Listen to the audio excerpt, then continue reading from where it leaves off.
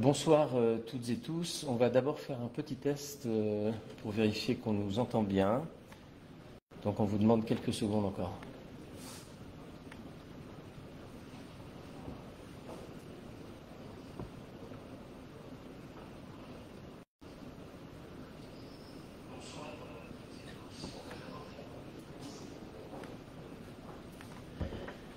Bon, ça a l'air de fonctionner, tant mieux.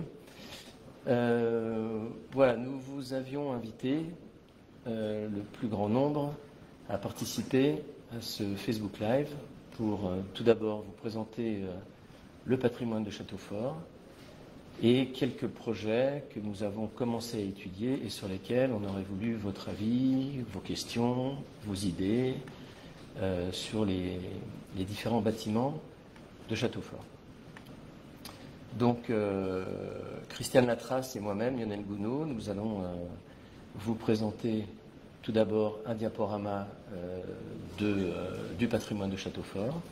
Et ensuite, on reprendra chacun des bâtiments afin de vous expliquer dans quel état ils sont, ce qu'il faut faire pour les réhabiliter ou les restaurer et quels sont les projets auxquels on a pensé, qui ne sont pas définitifs, qui sont juste des idées qu'on a depuis que nous sommes nouvellement élus dans cette nouvelle mandature. Voilà, donc bon, vous êtes conscient que Châteaufort a un patrimoine très très riche pour moins de 1500 habitants et un passé assez glorieux. Donc la nouvelle équipe a décidé de s'atteler à sauver le maximum de bâtiments en essayant d'y trouver des projets, des buts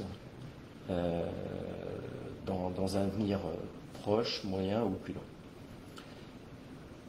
Donc, nous allons commencer par Christiane qui va vous expliquer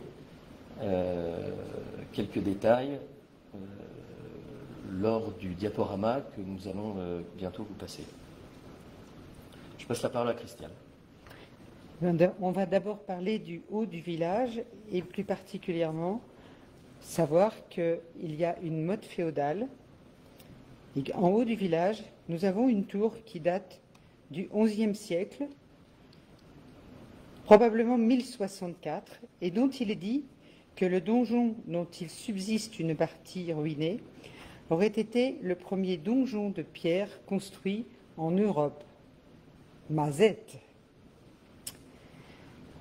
Le deuxième bâtiment en haut, qui n'est pas de la même époque, beaucoup plus récent, mais qui est quand même un bâtiment remarquable, bien que vernaculaire, c'est le presbytère, qui a été édifié en 1740 et dont nous savons que les marches extérieures sont constituées de pierres tombables, sur l'une desquelles on trouve l'inscription 1603 en chiffres romains. Ce presbytère a accueilli notre curé Jacques Minard pendant de très nombreuses années, et c'est lui qui a découvert la crypte qui est au prieuré avec son équipe d'ados. Le prieuré étant un domaine privé. Il y a également la maison Blottière, avec une façade en meulière rocaillée, caractéristique du pays du Hurepoix, dont Châteaufort fait partie. À la suite de ça, descendons dans la vallée. Et là, nous arrivons au domaine d'Ors,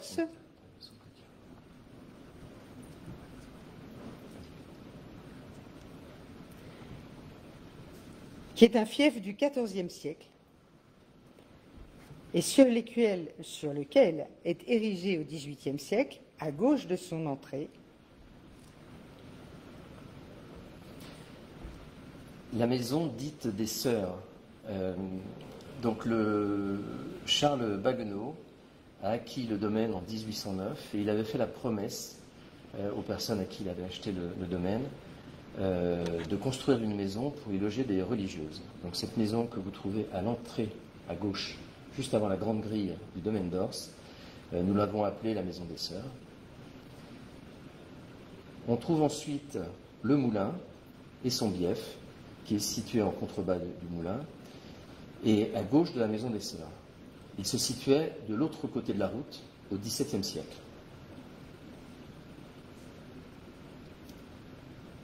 Le château, qui a été édifié dans les années 1780 et démoli dans les années 1950, de ce château subsiste la chapelle.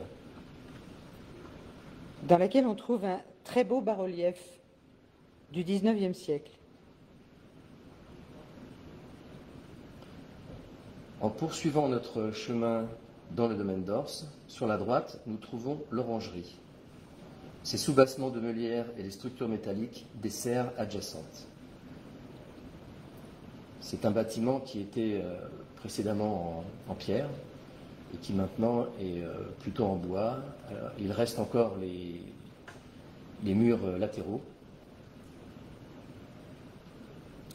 En continuant, nous arrivons à la maison des communs, maison qui abritait précédemment une personne des services techniques. C'est donc un logement de fonction. Dans la maison des communs et sous le logement de fonction, il y a la laiterie dont les pilastres d'entrée ont été effondrés pendant la tempête de 1999.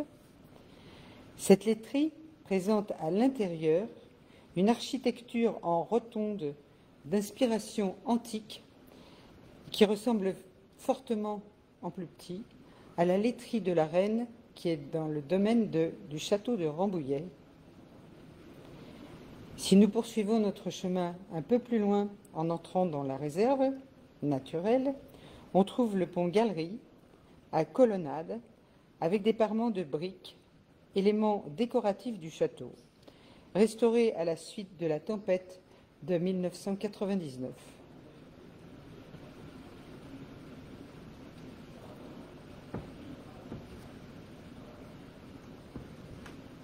On passe au projet. Donc nous allons maintenant vous repasser les diapos avec cette fois-ci quelques écrits pour vous expliquer donc les différents projets auxquels on a pensé pour ces différents bâtiments.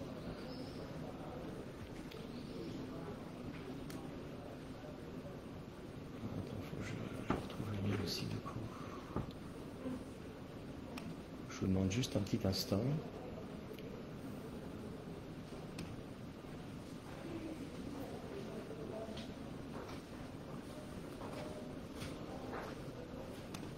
Voilà, donc nous retournons à la tour. Christiane. En haut du village. Là, nous avons un projet à 2 étapes. Le premier projet a consisté d'ailleurs à nettoyer et à planir le terrain. Maintenant, il nous faut consolider les pierres des murs afin de sécuriser les lieux. Puis, aménager le sol pour y poser du mobilier urbain, pour un lieu de farniente, d'exposition, de concert acoustique, en tout cas un lieu culturel. Ceci afin de patienter et mûrir la destination finale. La seconde étape n'est pas encore mûre. Nous pensons à différentes possibilités, à savoir un petit musée, un gymnase, des salles de réunion, des salles d'exposition, etc. Et nous nous posons la question, comme nous vous la posons d'ailleurs, y a-t-il un intérêt à demander son classement? Quand on dit son classement, on pense classement bâtiment historique.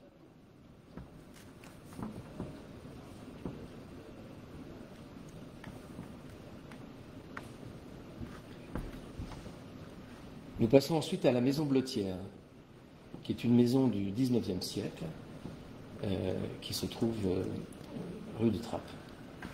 La commune a acheté cette maison en 2019 dans le but de l'utiliser avec son terrain dans le projet de regroupement scolaire. Sa façade est très typique des façades des environs et donc nous souhaitons la conserver et conserver cette maison pour la mettre en valeur. Un petit souci. On n'a pas vu les bons slides là. On ne voit pas les bons slides.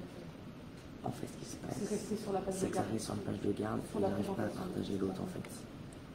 En fait, il a pris que la première et je peux pas enlever le document et en mettre en deuxième. On sort et on rentre. Attends. On vous demande une petite minute. Il y a un petit problème technique. A priori, vous ne voyez pas les diapositives que nous sommes en train de passer. Donc soit j'arrête et je reprends. En fait, c'est la seule solution que j'ai. On va peut-être être obligé de se déconnecter. C'est du live. Hein. Avec les avantages et les inconvénients du live. Profitez de ce petit interlude pour nous poser des questions. Les envoyer sur Facebook.